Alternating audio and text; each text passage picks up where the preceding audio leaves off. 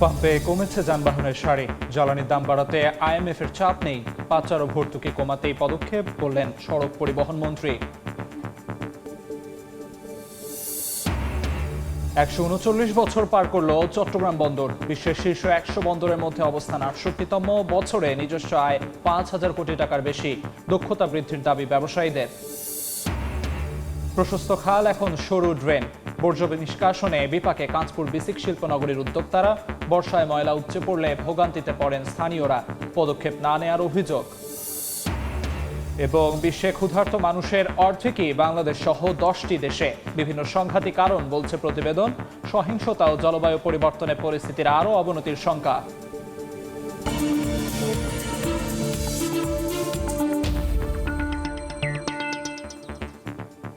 দেখছিলেন শিরোনাম। আমন্ত্রণ জানাচ্ছি দেশ ও দেশের বাইরের অর্থ বাণিজ্যের নানা খবর নিয়ে আমাদের নিয়মিত আয়োজন এ সময়ের বাণিজ্যে। আপনাদের সঙ্গে আছি আমি আমিরুল ইসলাম আলিফ। তেলের দাম বাড়াতে আইএমএফ-এর চাপ নেই। সরকার যথাসাধ্য চেষ্টা করে উপায় না পেয়েই তেলের দাম সমন্বয় করেছে বলে জানিয়েছেন সড়ক পরিবহন ও রেল ও নৌমন্ত্রী শেখ রবিউল আলম। সকালে রাজধানীর মোহাম্মদপুরে বাংলাদেশ অভ্যন্তরীণ নৌ পরিবহন কর্তৃপক্ষ BIWT এর বার্ষিক ক্রীড়া প্রতিযোগিতা 2026-এর উদ্বোধন অনুষ্ঠানে এ কথা বলেন তিনি। পাচার ও ভর্তুকি কমাতে সরকার এই পদক্ষেপ নিয়েছে বলেও জানান মন্ত্রী। যেহেতু তেলের দাম বেড়েছে, ডিজেলেরটা কিলোমিটার প্রতি অতটুকু তারা ভাড়া বেশি নিতে পারবে, মানে বৃদ্ধিটা অনুমোদিত অথবা সমন্বয়টা অনুমোদিত, আপনি যে ভাষায় বলেন। আর যেটা গ্যাস চালিত তাতে যে ভাড়া আগে বহাল ছিল সেটাই থাকবে, এর বিচ্যুতি হওয়ার কোনো সুযোগ নেই। সিদ্ধান্ত নিয়েছি প্রধান সড়ক, প্রধান এলাকা পর্যায়ক্রমে অটোরিকশা প্রবেশ নিষেধ করা হবে। তবে এই প্রক্রিয়াটা অনুসরণের জন্য প্রস্তুতি গ্রহণ করা হচ্ছে এবং সব পক্ষের মধ্যে আলোচনা চলছে। মাত্র 6টি কন্টেইনার দিয়ে যাত্রা শুরু করা চট্টগ্রাম বন্দর বর্তমানে বছরে হ্যান্ডলিং করে 33 লাখ কন্টেইনার। আসে 4,000 দেশি বিদেশি মাদার ভেসেল। তবে এখনও পুরাতন জেটি, শেড ও প্রয়োজনীয় যন্ত্রপাতির অভাবে ভুগছে বন্দরটি। সাক্ষাৎপুর ক্যামেরায় দেশের প্রধান এই সমুদ্র বন্দরের 139 বছরের ইতিহাস তুলে ধরেছেন কমল দে। পর্তুগিজ বণিকেরা 16 শতকে যার নাম দিয়েছিল পোর্তে গ্র্যান্ডো দি বেঙ্গলা, কিংবা অষ্টাদশ শতকে ব্রিটিশদের ভাষায় গ্র্যান্ড পোর্ট অফ বেঙ্গল। আর আজকের স্বাধীন বাংলাদেশের এই চট্টগ্রাম বন্দর কয়েকশো বছর আগে থেকে এই অঞ্চলে পণ্য আনা নেওয়ার মাধ্যম হিসেবে ব্যবহার হলো। আনুষ্ঠানিক বন্দরের স্বীকৃতি মেলে 139 বছর আগে 1888 সালের 25 এপ্রিল। আর এই বন্দরে কন্টেনার ওঠানামা শুরু হয় স্বাধীনতা পরবর্তী অর্থাৎ 1977 সালের 22 মার্চ। পণ্য আমদানি রপ্তানি হয় তার 93% সমুদ্র পথে আসছে এবং কন্টেনারের যে সমস্ত কার্গো আসছে তার প্রায় 98% বাংলাদেশের এই চট্টগ্রাম বন্দরের মাধ্যমে আমরা আনা নেওয়া করছি। চট্টগ্রাম কাস্টম হাউজের তথ্য অনুযায়ী সাম্প্রতিক বছরগুলিতে চট্টগ্রাম বন্দর দিয়েই 4 থেকে 5 লাখ কোটি টাকা মূল্যের পণ্য আনা নেওয়া হচ্ছে, যার মাধ্যমে রাজস্ব আদায় হচ্ছে বছরে 75 থেকে 80 হাজার কোটি টাকা। শিল্পের কাঁচামাল, খাদ্যপণ্য, জ্বালানি আমদানির পাশাপাশি তৈরি পোশাক রয়েছে রপ্তানির শীর্ষ তালিকায়। কুইক সার্ভিস দেওয়া, টার্ন আউট টাইমটা কমানো। এখন আমরা অ্যাভারেজে যখন স্বাভাবিক অবস্থা থাকে 2-3 দিন সময় লেগে যায়, কিন্তু উন্নত বিশ্বের বড় বড় বন্দরগুলিতে দিনে দিনে মাল খালাস হচ্ছে। বন্দর ব্যবহারের ক্ষেত্রে নানামুখী সংকটে বলে দাবি বিজিএমই এর। মধ্যে 100 বছরের পুরনো একটা বন্দর, সেই ক্ষেত্রে আমরা মনে হয় একটু পিছিয়ে আছি। অবশ্য চট্টগ্রাম বন্দরের জেনারেল কার্গোবাদ জিসিবি দিয়ে কন্টেনার কিংবা কার্গো হ্যান্ডেলিং শুরু হলো। পরবর্তীতে আসে চিটাং কন্টেনার টার্মিনাল সিসিটি এবং New Mooring container terminal NCT.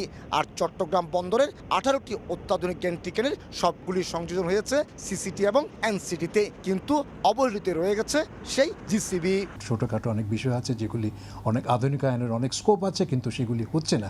British magazine Lloyd list অনুযায়ী বিশ্বের ব্যস্ততম 100 বন্দরের মধ্যে চট্টগ্রাম বন্দরের অবস্থান 68তম।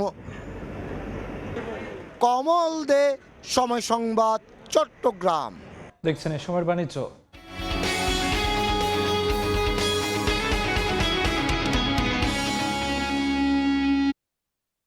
দখলের কবলে পড়ে সরু ড্রেনে পরিণত হয়েছে একসময়ের প্রশস্ত খাল।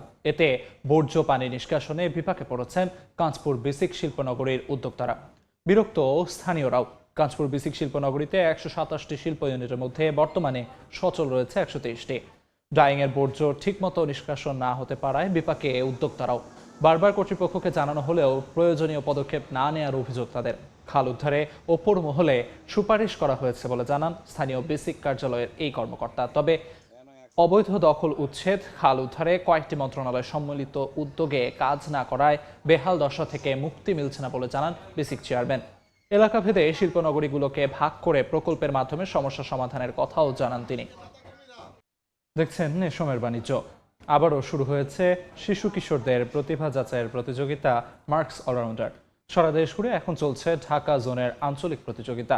মার্কস অলরাউন্ডারে 3টি গ্রুপ থেকে সেরা 3 অলরাউন্ডারের প্রত্যেকে পাবে 15 লাখ টাকার শিক্ষাবৃত্তি এবং বিভিন্ন পর্যায়ের বিজয়ীরা পাবেন সর্বমোট 1 কোটি টাকারও বেশি উপহার। দেশের সব স্কুল, কলেজ এবং সমমানের শিক্ষা প্রতিষ্ঠানের শিক্ষার্থীরা এই প্রতিযোগিতায় অংশ নিতে পারবেন। গান, নাচ, অভিনয়, চিত্রাঙ্কন, আবৃত্তি, গল্প বলা ও উপস্থিত বক্তৃতা বিষয়ে তারা অংশ নিতে পারবেন।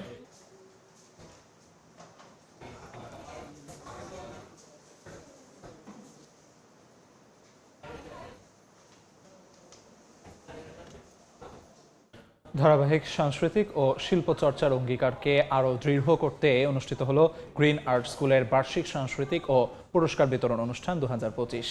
শুক্রবার দুপুরে ধানমন্ডির জাতীয় কাজী নজরুল ইসলাম ইনস্টিটিউটের এই অনুষ্ঠানের আয়োজন করা হয়। অনুষ্ঠানে প্রধান অতিথি হিসেবে উপস্থিত ছিলেন নাট্যকার, অভিনেতা ও নাট্য পরিচালক মামুনুর রশিদ, বরেণ্য শিল্পী বীরেন সোম ও অধ্যাপক ডক্টর রশিদ আমিন সহ গুণীজনেরা। অনুষ্ঠানে শিক্ষার্থীদের সৃজনশীলতা, সাংস্কৃতিক প্রতিভা এবং অর্জনকে সম্মান জানানো হয়। এ সময় জানানো হয় 25 থেকে 28 এপ্রিল বাংলাদেশ জাতীয় জাদুঘরের নলিকান্ত ভট্টশালী গ্যালারিতে গ্রিন আর্ট স্কুলের বার্ষিক চিত্র প্রদর্শনী চলবে।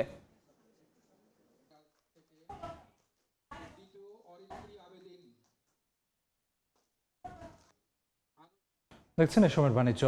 2025 সালে বিশ্বব্যাপী তীব্র খাদ্য সংকটে থাকা প্রায় 2/3 মানুষের বসবাস বাংলাদেশ সহ 10টি দেশে। শুক্রবার প্রকাশিত খাদ্য সংকট সংক্রান্ত বৈশ্বিক প্রতিবেদন বলছে, গত বছর বিশ্বের 47টি দেশ ও অঞ্চলে প্রায় 26 কোটি 60 লাখ মানুষ তীব্র খাদ্য সংকটে ছিল। জাতিসংঘ, ইউরোপীয় ইউনিয়ন ও মানবিক সহায়তা সংস্থাগুলোর তথ্যের ভিত্তিতে তৈরি এই প্রতিবেদনে আবারও সংঘাত ও সহিংসতাকে তীব্র খাদ্য সংকটের প্রধান কারণ হিসেবে দেখানো হয়েছে। প্রতিবেদনে বলা হয়েছে, প্রায় 3,55 লাখ শিশু তীব্র অপুষ্টিতে ভুগছে, যার মধ্যে প্রায় 1 কোটি মানুষের জীবন ঝুঁকিতে রয়েছে।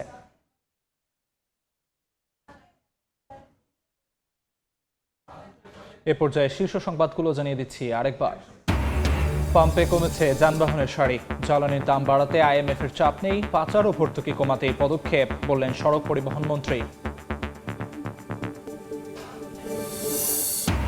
এবং 139 বছর পার করল চট্টগ্রাম বন্দর। বিশ্বের শীর্ষ 100 বন্দরের মধ্যে অবস্থান 68তম।